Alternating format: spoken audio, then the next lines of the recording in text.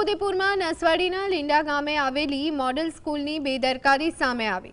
Model સ્કૂલની ગટરો ઉભરાતા રોડની સાઈડમાં આવેલા ખેડૂતોના ખેતરમાં પાણી જોવા મળ્યા। ગામના સરપંચે 2 વખત લેખિતમાં રજૂઆત કરી હોવા છતાં તંત્રના અધિકારીઓ આંખ આડા કાન કરી રહ્યા છે।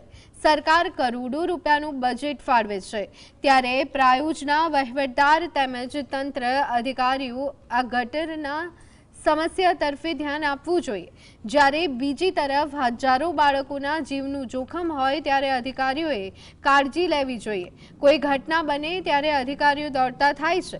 પ્રજાની રજૂઆત સાંભળતા અધિકારીઓને કોઈ જ રસ ન હોય તેવું લાગી રહ્યું છે। છોટાઉદેપુર જિલ્લાના નસવાડી તાલુકાના આદિજાતિ વિભાગ દ્વારા મોડલ સ્કૂલ અને અલ્પસાક્ષરતા કન્યા વિદ્યાલય ચાલે છે। 500થી વધુ બાળકો આ હોસ્ટેલમાં રહે છે। તેની ગટરો ઉભરાય છે।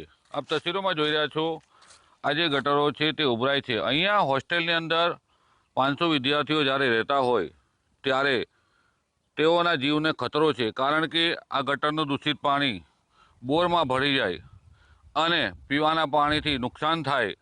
આખા ગટરનું પાણી આખા રોડ પર વહી રહ્યું છે, ત્યારે અહીંયા દુર્ગંધ પણ મારી રહ્યું છે। બાળકો જે હોસ્ટેલમાં રહે છે તેઓને રોગચાળાની દહેશત છે।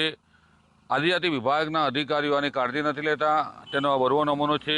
મોટી સંખ્યામાં વિદ્યાર્થીઓ, જ્યારે 500 જેટલા વિદ્યાર્થીઓ રહેતા હોય હોસ્ટેલની અંદર અને ત્યાં ગટરો ઉભરાતી હોય અને તેનું પાણી નજીકમાં જ જતું હોય, ત્યારે આના માટે કોઈ યોજના બનાવવી જોઈએ। હાલ તો બાળકોને જીવનું જોખમ છે। રફીક ધણીવાલા, GSTV, છોટાઉદેપુર।